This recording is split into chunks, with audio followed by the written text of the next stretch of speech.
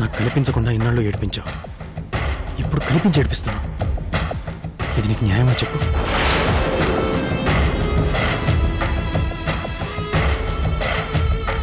దొంగతనం చేసే కర్మేం పట్టింది ఇడికా? నాకు అర్థం కదా.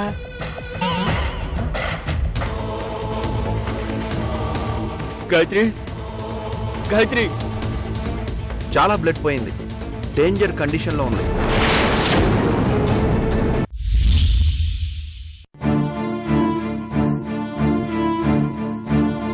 ఏంటి తల్లి ఆలోచిస్తున్నావు?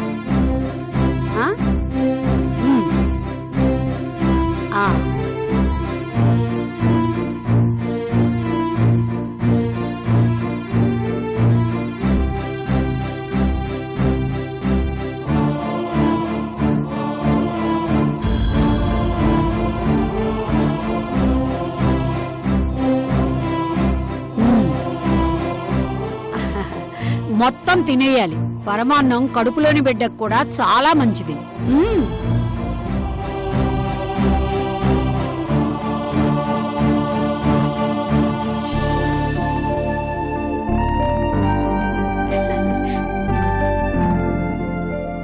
మేము ఏది పెడితే అది తినటం కాదమ్మా, ఈ సమయంలో నీకేది తినాలనిపిస్తే అది అడగాలి. నచ్చింది వండుకుని తిని చావచ్చు కదా, ఎవరు చేసి పెడతారు? ఇవాళ ఏమైందమ్మా నీకు? ఎందుకు ఇలా మాట్లాడుతున్నావు? లేకపోతే ఎలా మాట్లాడమంటారండి? ఈవిడ గారికి ఏమైనా పక్షవాతం వచ్చి కాలు చేతులు పడిపోయాయా? నువ్వేది కోరినా నీ కాళ్ళ దగ్గరికి తీసుకురావటానికి కుటుంబం మొత్తం సిద్ధంగా ఉంది. అడగడానికి నువ్వేం మొహమాట పడకు.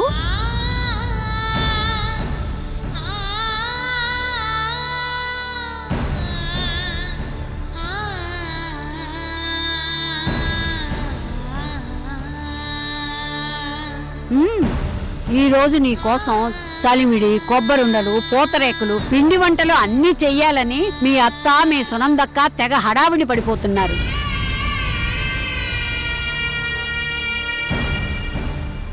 నేను కూడా వెళ్ళి వాళ్ళకి సాయం చేస్తానే.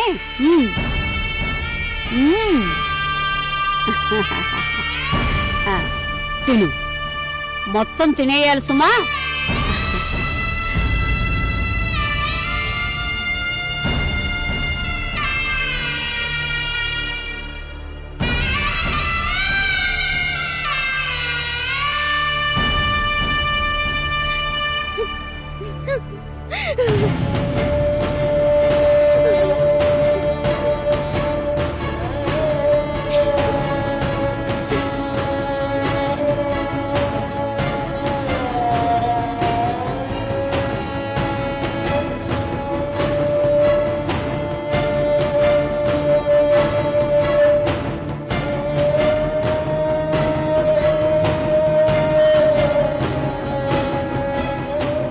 ఆ రోజు నువ్వు మా అత్తయ్య మీద విసుక్కుని కోపంతో అన్నం పెట్టావు. కానీ ఈరోజు మా అత్తయ్య నీకు కొసరి ప్రేమతో ప్రసాదం పెట్టావు.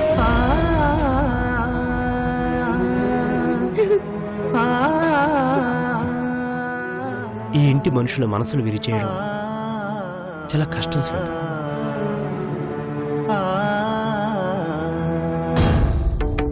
చాలా కష్టం తమ్మా. ఇంట్లోంచి ఎత్తుకు రావాలి, పొలిమేర దాటించాలి అనుకోవడానికి చిన్న విషయంలో అనిపించింది, కానీ ఆచరించడానికి ఎంత కష్టంగా ఉందో అర్థమైంది.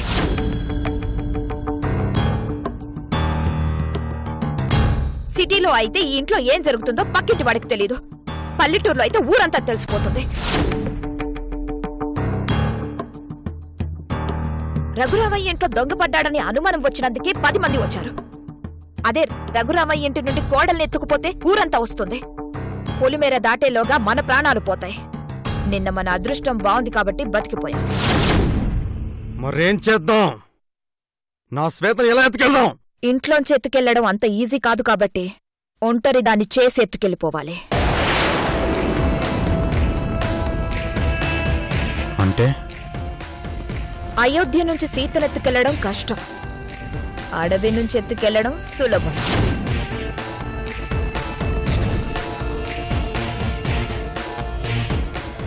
అందుకే ముందు శ్వేతని ఇంటి నుండి బయటికి రప్పించాలి. ఎట్టి పరిస్థితుల్లోనూ మనం ఇంటి నుంచి బయటికి వెళ్ళిపోవాలి. కట్టు బట్టలతో బయటికి వెళ్ళిపోవాలి.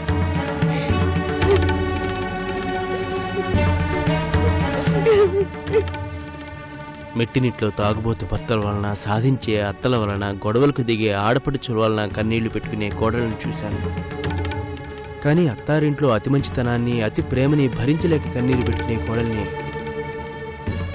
నిన్నే చూస్తున్నాను. కోడలు నెత్తులు పెట్టుకునే అత్తారిల్లు దొరకడం ఎందరికో అదృష్టమైతే నా పాలిట మాత్రం శాపమైంది. అందుకే వెంటనే మనం ఇక్కడి నుంచి బయటికి వెళ్ళిపోవాలి.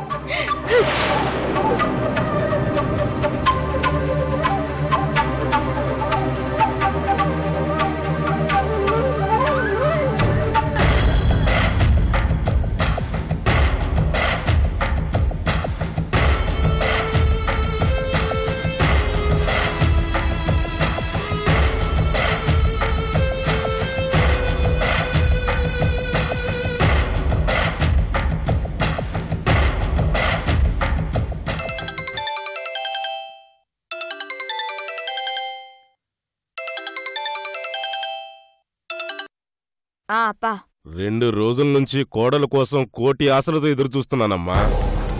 ఎప్పుడు తీసుకొస్తారు తల్లి? తీసుకొస్తామప్పా. అప్పా చెప్పు రిషి. 2 సార్లు మిస్ అయింది. కోడలు నా ఇంటి నుంచి బయటికి తీసుకురావడం చాలా కష్టంగా ఉంది.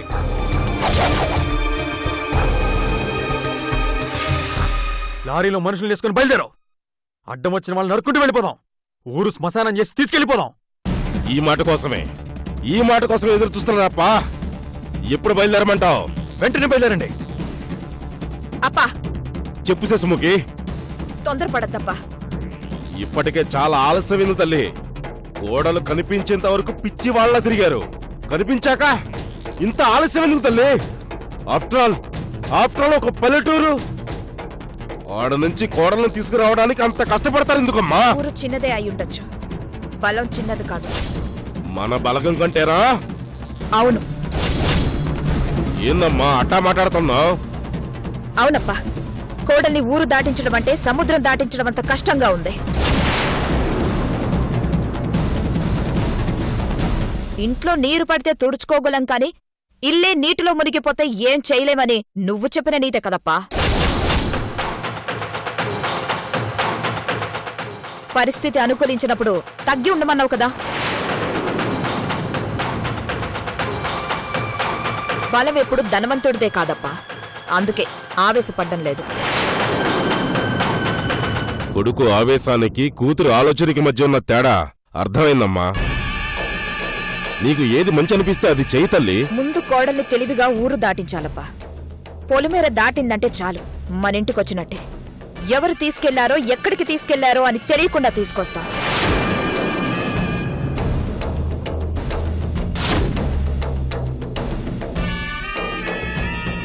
ఈ రోజు కాకపోతే రేపెట్టి పరిస్థితుల్లోనూ బయలుదేరతా.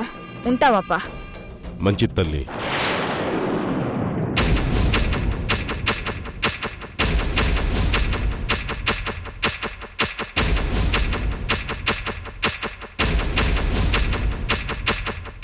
ఎందుకక్క వెనకలాగుతున్నావు? ఇప్పుడు నీకు ఇలాగే అనిపిస్తుంది. నేను చేసింది కరెక్ట్ అని నీకు తర్వాత తెలుస్తుంది. అందరినీ కాల్చిపడేసి ఎత్తుకుపోయేదానికి నువ్వెందుకు ఇలా ఆలోచిస్తున్నావో నాకు అర్థం కావట్లేదు. రిషి, సహనం అనేది చాలా విలువైంది. దయచేసి ఆవేశపడద్దు.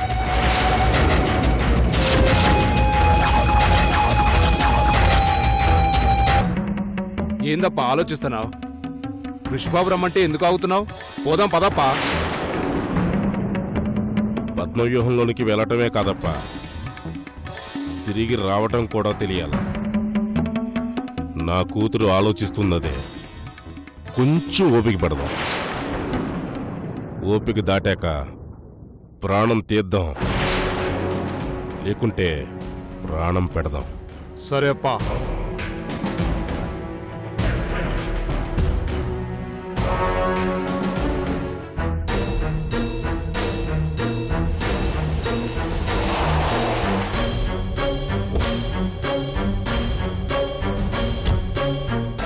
గాయత్రిని వంశీ రేప్ అటెంప్ట్ చేసిన విషయం కిరణ్ కి చెప్పిందా లేదా?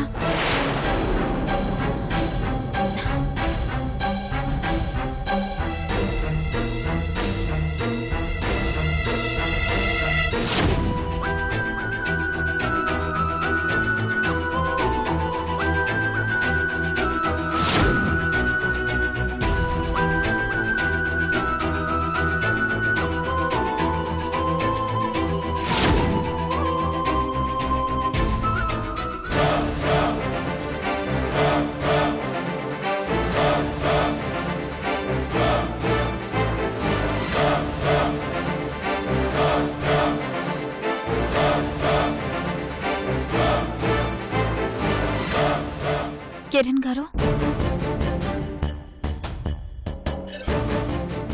కిరణ్ గారు,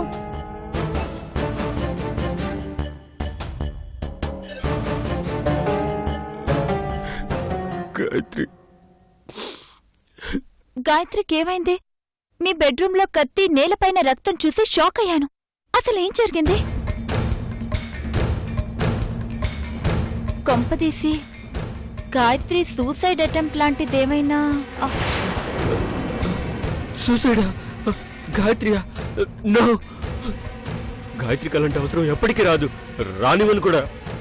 మరి ఇంకెలా జరుగుంటుంది? అదే అర్థం కావడం లేదు. అంటే వీడికి ఇంకా నిజం చెప్పలేదన్నమాట. Doctor, you are lucky. She is out of danger. Thank you doctor, thank you so much. It's okay.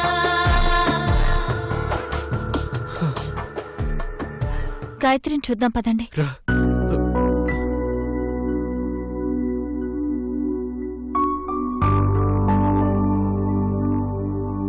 Gayatri,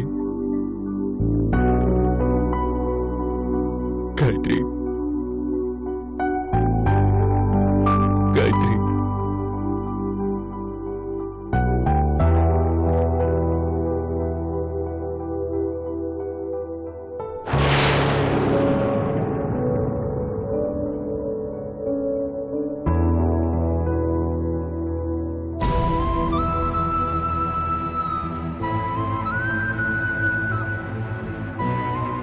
ఏంటి గాయత్రి ఇదంతా? ఎందుకు ఇలా చేశావు?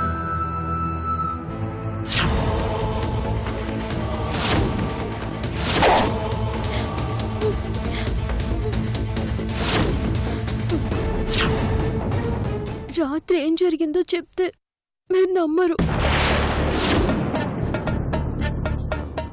ఏం జరిగింది? వంశీ నన్ను పాడు చేయబోయాడు.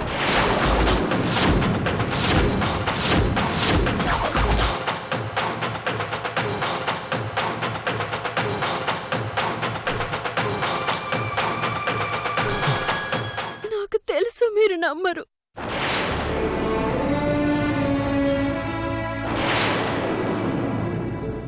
కానీ నేను చెప్పేది నిజం.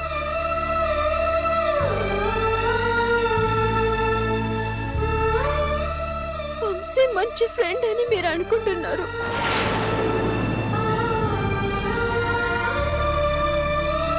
కానీ అతను వేరే ఉద్దేశంతో మన ఇంట్లో అడుగు పెట్టాడు.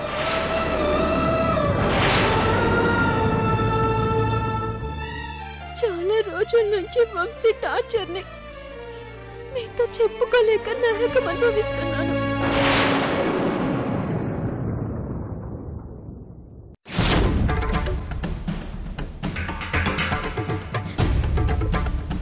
చివరికి వంశీ నిహారికలు చేతులు కలిపి మిమ్మల్ని మోసం చేస్తున్నారు.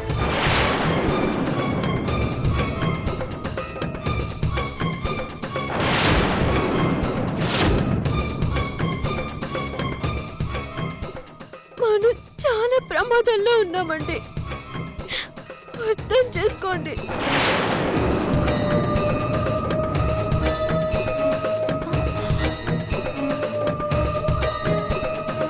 మీరు నమ్మినా నమ్మకపోయినా వంశీ బతుకున్నాడన్నది నిజం.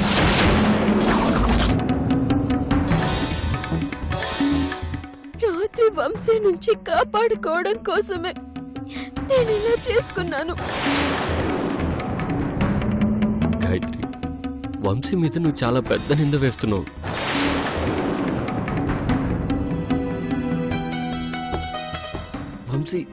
వంశీ నా ప్రాణ స్నేహితుడు. నా కోసం ప్రాణం ఇస్తాడు. నీ మీద అలా అటెంప్ట్ చేశాడంటే నేను ఎలా నమ్ముతాను? మీ భార్య మాట మీరు నమ్మలేరా? నమ్మితే పోయేదే ఉంది కిరణ్ గారు.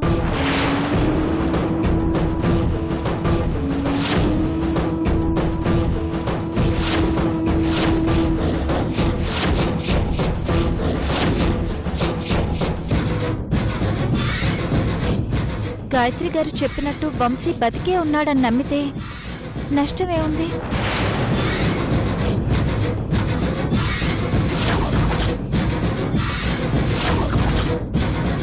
దీని మాటలు అస్సలు నమ్మకండి. వంశీకి అలాంటి చెత్త ఐడియా ఇచ్చింది ఈ దుర్మార్గురాలే.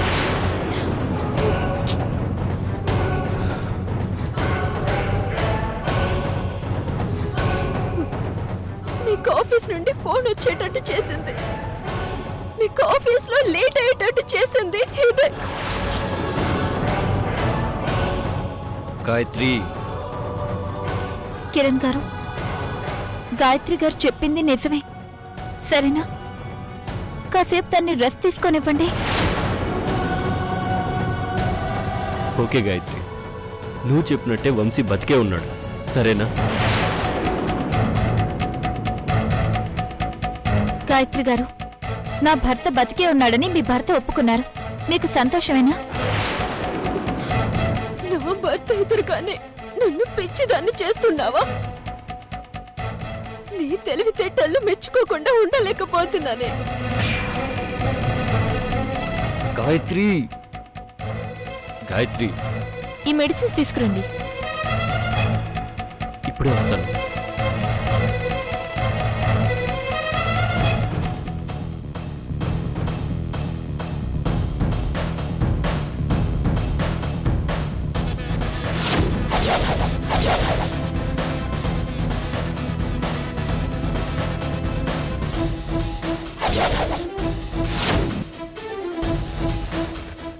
నువ్వు చెప్పినవన్నీ నిజాలే, కానీ నీ భర్త నమ్ముడు.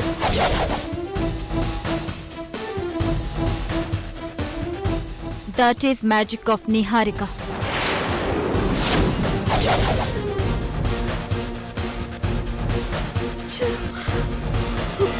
నువ్వింత ఈజీగా ఎలా చచ్చిపోతావు? నిన్ను చావనివ్వం. నీకు నరకం చూపించి చూపించి చంపుతాం. అప్పటి వరకు గేమ్ ఆడుతూనే ఉంటాం.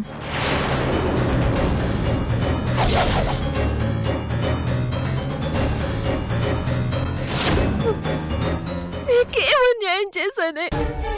నన్ను ఎందుకు ఇలా టార్చర్ పెడుతున్నావు? అసలు నీకేం కావాలి? ముందు ముందు నీకే తెలుస్తుంది. నువ్వు చేసిన తప్పేంటో నీకే అర్థమవుతుంది.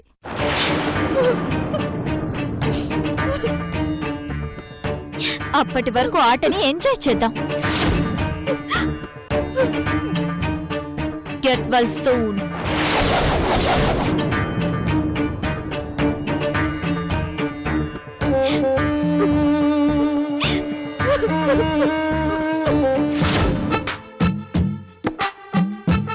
ఆ రిషి బామర్ది గాడు రఘురామయ్య గారి ఇంట్లోకి ఎందుకు దొంగతనానికి వచ్చినట్టు?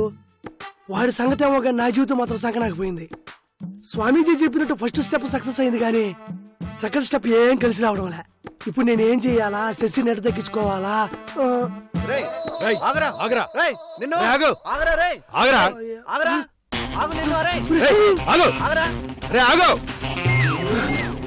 వామ్మో, పోలీసులు బెంగళూరులో కేసు క్లోజ్ చేసి బెంగళూరులో ఓపెన్ చేయనట్టున్నారా?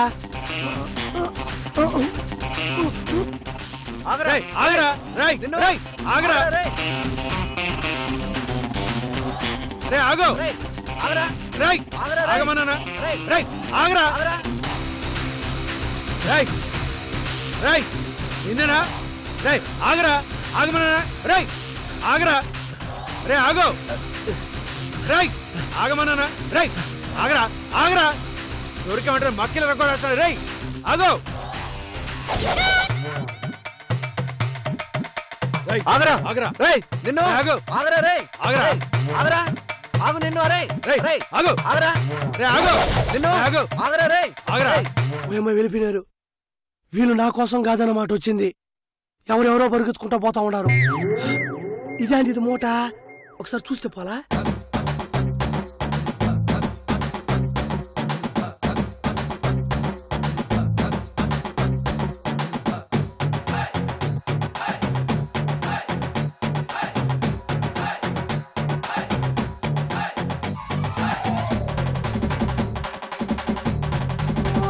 డబ్బులు కట్లు.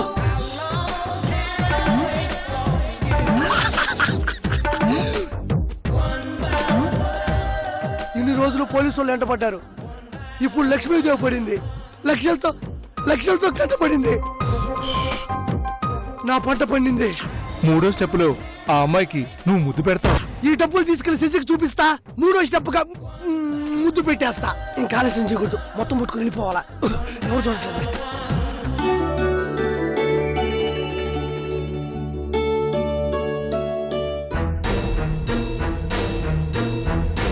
ఇందులో పొరపాటును కూడా ఎవ్వరూ కూర్చోరు, మావయ్య గారితో సహా. దీని గురించి తెలియక కూర్చుంటే మావయ్య గారు బాధపడతారు, తెలిసాక కూర్చుంటే కోప్పడతారు.